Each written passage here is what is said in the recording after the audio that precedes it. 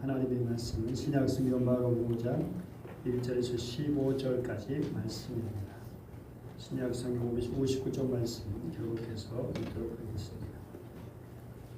예수께서 바다 건너편 거라사인의 지방에 이르러 배에서 나오시매 곧 더러운 귀신 들린 사람이 무덤 사이에서 나와 예수를 만나니라.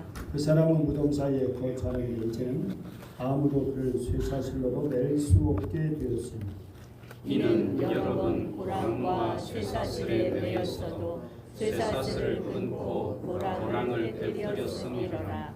그리하여 아무도 그를 제어할 힘이 없는지라. 밤낮 무덤 사이에서나 산에서나 별 소리 지르며 홀로 자기의 몸을 해치고 있었더라. 그가 멀리서 예수를 보고 달려와 절하며 큰 소리로 부르짖어 이르되 지극히 높으신 하나님의 아들 예수여, 나와 당신이 무슨 상관이 있나이까? 원하건대 하나님 앞에 맹세하고 나를 괴롭히지 마옵소서 하니 이는 예수께서 이미 그에게 이르시기를 더러운 귀신아 그 사람에게서 나오라 하셨음이라. 이에 물으시되 내 이름이 무엇이냐? 이르되 내 이름은 군대니 우리가 많음이라 하고 자기를 그 지방에서 내보내지 마시기를 간구하더니 마침 거기 돼지의 큰 떼가 산 곁에서 먹고 있는지라. 이에 간구하여 이르되 우리를 돼지에게로 보내어 들어가게 하소서 하니 허락하신 데 더러운 귀신들이 나와서 돼지에게로 들어가며 2,000마리 되는 떼가 바다를 향하여 비탈로 내리다라 바다에서 몰사하거늘 치던 자들이 도망하여 음내와 여러 마을에 말하니 사람들이 어떻게 되었는지를 보러 와서 예수께 이르러 그 귀신 들렸던 자 곧 군대 귀신 짚혔던 자가 옷을 입고 정신이 온전하여 앉은 것을 보고 두려워하더라. 아멘. 예수님과 제자들이 저물 때 배를 타고 건너편으로 가시다가 광풍을 만났고 예수님께서 이 광풍을 잠잠하게 하셨습니다. 그리고 이후 얼마나 시간이 지났는지 모르지만 그래서 그때가 몇 시쯤 되었는지 모르지만 예수님의 일행은 건너편 언덕에 내리게 되었습니다. 바로 거기서 생긴 일을 오늘 말씀은 보여주고 있습니다. 그림은 낮으로 되어 있는 것 보이지만 어쩌면 밤중일 수도 있고 어쩌든 시간은 정확히 알 수 없습니다. 갈릴리 호수는 남북의 길이가 21km, 동서의 길이가 12km이고 면적이 160km에 이릅니다. 그런데 그러한 곳을 건너가는데 갑자기 그런 광풍 때문에 얼마나 많이 고생했는지 모르죠. 사실 인생의 행로가 멀어서 힘겨운 것만은 아닙니다. 뜻하지 않을 때 여러 가지 감당기 어려운 광풍이 이제 몰려 닥칠 수도 있고요. 그래서 아예 시색하고 황당하고 어쩔 수 모를 때가 있습니다. 그러나 두려워하지 마십시오. 주님께서 함께 하십니다. 예수님 일행이 이른 곳은 속함이 많은 동굴이 이제 속함으로 된 많은 동굴이 있는 곳이었습니다. 그리고 이 동굴은 그때 흔히 무덤으로 사용해서 그 동굴 속에 시신을 눕혀 두었습니다.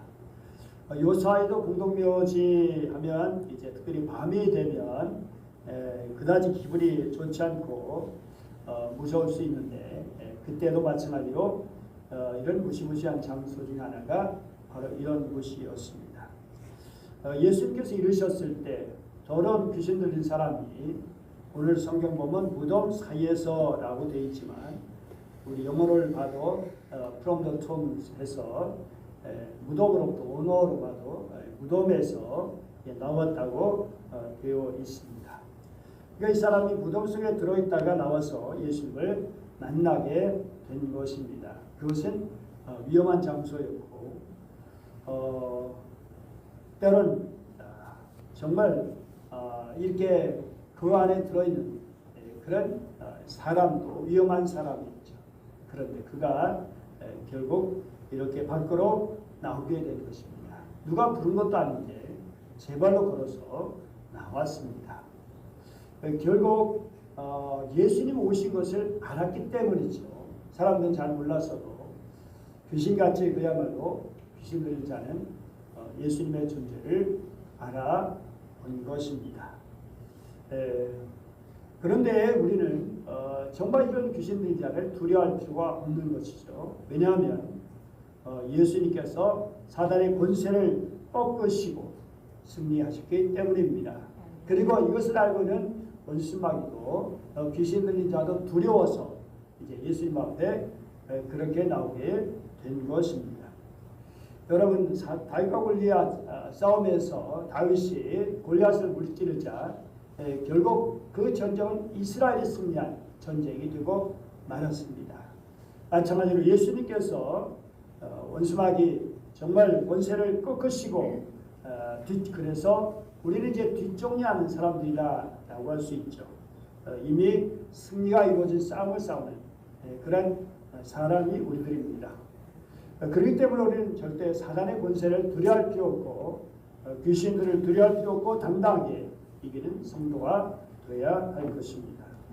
이 사람 귀신 들려서 얼마나 난폭해졌는지 사람들이 그를 쇠사슬이나 고랑으로 여러 번 잡아 매었지만 쇠사슬이 끊고 고랑을 깨뜨리는 바람에 이제는 누구도 이 귀신 들린 사람을 제어할 수가 없었습니다. 누가복음은 옷도 입지 않았다라고 되어 있습니다. 아마 이 표중에 다 찢어버린 모양이겠죠. 그뿐 아니라 이 사람 밤낮 무덤에서 혹은 산에서 계속 소리 지르며 돌로 제 몸을 쳐서 상처를 냈습니다. 올바른 정신이라면 도저히 할 수 없는, 그렇게 하라고도 하지 않을 그런 일임에도 불구하고 제정신이 아니기 때문에 결국 이런 모습을 보이고 있습니다. 그래서 우리는 정말 제정신을 가지고 사는 것이 얼마나 중요한지, 특별히 더러운 귀신 악령에 사로잡히지 않는 것이 얼마나 중요한지 참으로 감사한 일이 아닐 수 없습니다. 낙의 종이 될 때 이런 꼴이 되는 것을 여실히 보여주고 있습니다. 예수님께서 내 이름이 무엇이냐라고 물으셨을 때 그가 하는 말이 군대라고 했습니다. 군대란 말은 헬라어로 레기온인데 로마 군단을 말하는 것이고 약 6,000명 되는 군대인 것이죠. 이것을 박정희, 전두환 등 군사정보 시대 때는 로마 군인의 잔악한 폭력에 의해서 귀신 들렸다고 해석해서 군사정부의 폐해와 연결시키기도 했습니다. 그런데 이는 보통 이제 많다는 뜻의 형용사로도 이제 쓰이기도 했습니다. 어쨌든 정말 귀신들이 많이 있다라고 하는 그런 얘기죠. 귀신들을 마귀는 결코 나가기를 싫어하죠. 이것을 보면서 악한 습관, 중독이 왜 끊기 어려운가를 알 수가 있습니다. 그래서 우리는 오직 예수 성령의 능력으로만 이런 정말 악한 습관 그리고 중독을 끊을 수 있게 되는 것입니다. 귀신 들린 사람은 결국 마귀의 소유가 되어서 사람 노릇을 하지 못하게 되죠. 예수님께서 이제 능력의 말씀으로 더러운 귀신아 그 사람에게서 나오라 하실 때 그 앞에서 떨고 있었습니다. 예수님 앞에서는 노한 광풍만 잔잔해지는 것이 아니라 군대 귀신도 항복을 하게 되는 것이죠. 사실 이 사람 그냥 두었으면 어떻게 됐을까요? 얼마나 지나지 않아서 죽고 말았을 거예요. 그런데 예수님께서 이 사람을 찾아와서 구해 주신 것입니다.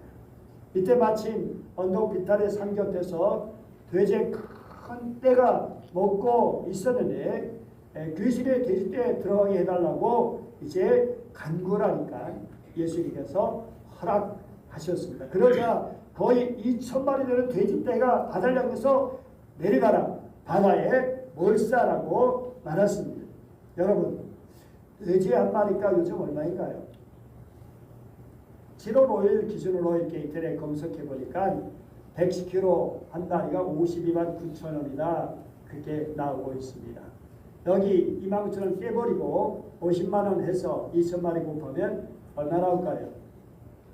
네, 우리 학생들 5천 곱하기 50만 곱하기 2천만이 네, 얼마입니까? 10억입니다. 10억. 여러분, 물론 돼지들이 죽게 된 것은 마귀들 때문이죠. 귀신들 때문에. 그런데 아무도 귀신들을 비난하지 않습니다. 그리고 예수님한테 시비를 걸기도 하죠. 여러분, 맞습니다. 예수님께서는 허락하셨습니다. 귀신들이 되게 들어가는 것을. 그러니까 가보면 10억의 가치보다 한 생명을 택하셨다는 말씀이죠. 왜요? 그 한 생명을 살리시기 위해서입니다. 그래서 예수님은 10억을 호수에 버리는 것을 허락하셨다는 것이죠. 이것은 우리에게 뭘 말씀하는 것일까요? 사람의 생명의 값이 얼마나 크냐를 보여주고 있는 것입니다. 여러분, 어떻게 어느 게 더 클까요? 사람의 생명입니까? 10억입니까? 생명. 여러분 중에 혹시 10억이 더 크게 보일 사람이 있을지 모르겠어요. 네. 세상에는 그런 사람 많이 있습니다. 10억이 더 크게 보이는 사람이. 그래서 사람들이 쉽게 해하고 죽이기도 하죠.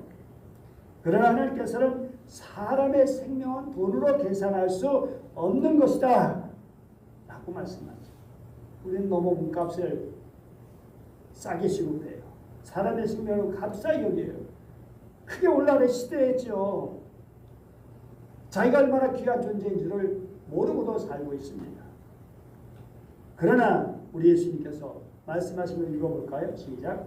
사람이 만일 온 천하를 얻고도 제 목숨을 잃으면 무엇이 유익하리요? 사람이 무엇을 주고 제 목숨을 바꾸겠느냐? 천하보다 귀한 것이 목숨이다. 여기 목숨이란 말은 생명, 내적 자아라는 그런 뜻이기도 하죠. 정말 천하보다 귀한 생명이라고 말씀하시죠. 그래서 예수님께서는 마귀에게 붙들려서 고생하는 한 생명을 구하기 위해서 어떻게 해요? 광풍을 뚫고 가셨던 것입니다. 2천만의 아들을 돼지떼를 희생시키는 것도 주저하지 않으셨다는 것입니다. 군대 귀신 들려 결국 죽게 되는 사람이 고침마다 살게 된 놀라운 일입니다.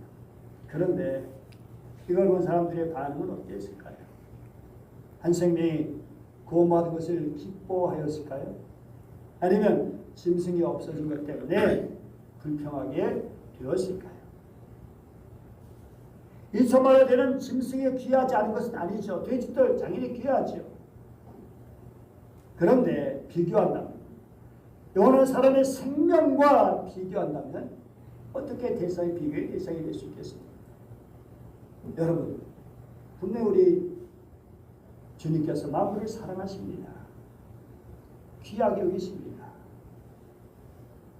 모두가 다 주님의 손을 통해서 만들어졌으니까요. 그러나 영혼만큼 중요한 것이 어디 있겠습니까? 오늘 14절 이하를 보면 돼지를 치던 사람들에게는 사람이 고침받은 사실보다 돼지가 바다에 빠져 몰수한 사건이 더 큰 뉴스가 되고 말았습니다. 이 사건을 동네에 뛰어나가 만난 사람에게 알릴 때 보기 있는 사람들이 무슨 일이 어떻게 될지 보려고 올려들었죠. 아닌가 아니라 어제까지만 해도 군대 귀신을 넣어서 그 근처로 지나가기만 해도 소리를 지르고 그래서 깜짝깜짝 놀라게 했고 혹시 만나면 어쩌나 해서 발걸음을 재촉하게 만들었던 그 사람이 옷을 단정하게 입고 정신이 온전하게 앉아있는 것을 보았을 때 놀라지 않을 수 없었던 것입니다. 그래서 이 사람이 예수님과 함께 길을 청하죠. 그러나 다른 사람들은 달라요. 결심하 있으면 빨리 예수님 이 지경을 떠나시라고. 왜 그럴까요? 자기들이 어떤 손해가 또 닥칠지 모른다고 생각했던 거죠. 거기에 귀신 들린 사람이 또 다른 사람들이 있었다면 혹시 또 무슨 일이 일어날지 모른다. 무슨 손해가 발생할지 모른다라는 생각. 그래서 더 이상 예수님 머물지 않았으면 좋겠습니다. 방해하지 말아 주십시오. 제발. 우리에게 손해되는 일, 손해가 되게 하는 일을 더 이상 하지 마십시오. 이것이 바로 사람들의 생각입니다. 많은 사람이 생명보다는 예수님보다는 자신이 아닌 자신의 평안 그리고 자신의 이익, 자신의 기득권이 중요한 것이죠. 사실 오늘 우리는 보다 나은 생활을 영위할 수 있게 되었습니다. 그런데 정말 우리는 이것을 놓치고 싶지 않는 것이죠.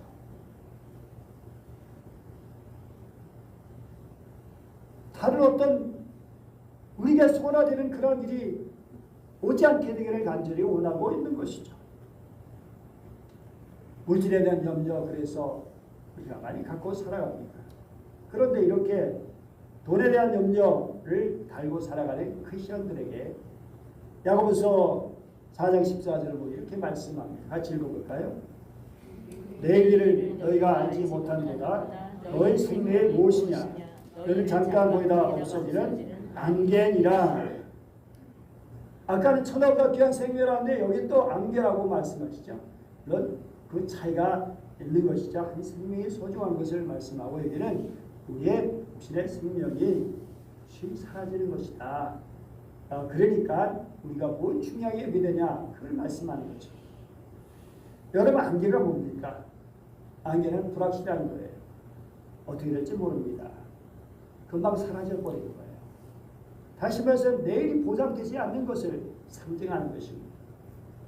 태양에 떠오르면 없어지고 마는 바람을 불면 없어지는 야곱은 이것이 인생이라고 우리에게 가르쳐주고 있습니다. 인생은 안개다. 인생은 순간이다. 인생은 짧다는 것입니다. 그런데 사람들은 몇천 년 사는 것처럼 착각하며 살아간다는 거죠. 잠깐 쉬었다 가는 인생인데 아둥바둥 더 많이 벌고 더 많이 가고 그거 없어질까 봐 노심초사하고 전전긍긍하고 우리 인생은 어떤 분은 잠깐 소풍 나온 그런 시간이다라고 말하기도 합니다. 그래서 소풍 잘했다 하고 이제 빠이빠이 세상을 떠나기도 합니다. 이 안개가 된 인생, 쉬 떨어진 풀의 꽃 같은 인생이기 때문에 도탑을 쌓는데 목숨을 걸면 안 된다는 말씀이죠. 영예탑을 쌓는데 쾌락의 탑을 쌓는데 목숨을 걸면 안 된다는 것이죠. 우리는 이 땅의 좁은 길을 위해서 하늘 영광을 버리신 구주 예수님을 따르는 사람들입니다. 그래서 우리 이러한 주님을 따르면서 우리의 삶의 자세는 어떠한 것일까요? 자랑치고 자기 자산 그저 포기할 사람은 아무도 없습니다. 얻으면 얻을수록 더 얻고 싶은 것이 인간의 본능입니다. 옛날에 그런 말이 있어요. 해상달이 되면 새돌을 준비해 놨다 그래요. 왜 그래? 애가 빨리 나오지 않으면 병원에 가는 게 아니라 돌을 갖다 놓는다는 거예요. 왜냐하면 돌을 보면 태아가 빨리 나온다는 거예요. 여러분 정말 아무것도 모르는 어린애가 돌을 보고 빨리 나올 수 있을까요? 인간의 심사를 거기에 투영하고 있죠. 이렇게 사람 돌을 좋아해요. 그래서 옛말에 백조 인면 황금 흠리십니다 라는 말이 있습니다. 화양술은 얼굴을 붓게 만들고 황금은 아들의 마음을 검게 만든다. 다시 말해서 물질 앞에 흔들리는 인간의 마음을 잘 표현하고 있는 것이죠. 사람은 좋아하는 재산 정말 그것을 끝까지 간직하고 싶어 하죠. 그런데 신정한 신앙은 뭡니까? 그것까지도 포기할 수 있을 때 물론 주님께서 무조건 다 내어내놓으라 이단 사이비처럼 발치하지는 않으시죠. 그러나 결정적인 순간에 정말 주님 앞에 도래할 순간이 된다면 그것을 진정 드릴 수 있을 때 그것이 진정한 나의 소유가 되는 것이 된다는 것을 믿는 것이 신앙입니다. 주님을 위해서 여러분 얼마큼 드릴 수 있을까요? 오늘 20절 말씀을 보면 데가볼리에서 일어난 일을 말씀해 주고 있는데요. 이 데가볼리라는 데카폴리스라는 그런 말입니다. 데카는 열이고요. 폴리스는 도시를 말하죠. 10개의 도시를 말하고 있습니다. 요단편 동편에 위치한 건데 요단편 서편에 하나가 있고 동편에 위치한 것인데 이제 지도를 보면 10개의 도시를 보여주고 있죠. 요단 이제 서편에 스키도폴리스를 비롯해서 이제 다메섹까지 10개의 도시가 데카폴리스, 데가볼리 지역인 거죠. 그리고 이제 그 중에 하나가 거라사인 것을 잘 보여주고 있습니다. 이 데카폴리스는 어떻게 해서 형성되느냐? 알렉산더에 의해서 시리아와 팔레스타인의 헬라인들이 이제 들어올 수 있게 된 거죠. 그래서 그들이 정착하게 된 거예요. 그 도시는 매우 아름다운 도시였고 그 시민들은 헬라의 신당 그리고 노천 극장을 가지고 있었고 헬라식으로 살고 있었습니다. 그런데 20절 말씀 같이 읽어보죠. 시작. 그가 가서 예수께서 자기에게 어떻게 큰일을 행하셨는지를 데가볼리에 전파하니 모든 사람이 놀랍게 여기더라. 여러분 예수님께서 데가볼리에서 처음으로 행하신 일이고 헬라의 사회가 처음으로 예수님을 접하게 된 사건이라는 것입니다. 즉 기독교가 세계로 퍼져나가는 첫 표시다라는 것이죠. 여기서 우리 예수님께서 함께 있기를 원하는 이 사람을 허락하지 아니하시고 집으로 돌려보낸지를 이해할 수 있게 됩니다. 예수님께서 이 사람을 돌려보내시면서 어떻게 했는지를 전하라라고 말씀하십니다. 이 사람은 가족들뿐만 아니라 동료뿐만 아니라 데가볼리 여러 헬라 지역에 가서 자기의 행하신 예수님의 능력 역사를 전하게 되었다는 것입니다. 그래서 정말 이 사람은 이방의 문화에 뿌려진 첫 번째 씨앗이다. 헬라 문화가 기독교와 접촉하게 된 첫 번의 그런 시작점이다 라고 말하고 있습니다. 사랑 여러분, 이 사람은 신앙에도 별로 이렇게 많은 교육을 받은 사람도 아닙니다. 한 번 경험을 통해서 신앙이 된 사람입니다. 그럼에도 불구하고 이렇게 귀한 생명을 전하는 복음을 전하는 사람이 되었습니다. 오늘 우리는 어떻습니까? 주님께서 왜 우리를 구원해 주셨습니까? 우리의 사명과 우리의 목적이 무엇입니까? 주님은 어떻게 우리를 쓰시려고 하시는 것일까요? 이것을 깊이 생각하면서 정말 우리는 이 귀한 예수님께서 행하시기를 깊이 생각하면서 생명의 존엄을 귀하게 여기신 주님, 생명을 구원을 위해서 그렇게 풍랑도 뚫고 가신 주님, 그 주님을 생각하면서 우리도 생명의 역사에 동참하는, 영권의 역사에 동참하는 귀한 주의 백성들 되시기를 축복합니다. 기도하겠습니다. 은혜로우신 하나님 아버지 감사드립니다. 오늘도 저희들을 사랑해 주시고 말씀을 주시니 감사합니다. 오늘 주님께서 어떤 것에 관심을 가지셨는지, 한 영혼이 얼마나 귀한지, 저는 귀한 영혼을 구원하시기 위해서 이방 땅까지 가셨던 주님, 하나님 아버지 이런 주님의 그 마음 정신을 본받게 하시고 오늘도 우리를 부르시는 곳에, 가라 하시는 곳에 가서 주의 생명, 주의 복음을 전할 수 있도록 도와주시옵소서. 감사드리며 귀하신 주 예수님의 이름으로 기도드립니다. 아멘.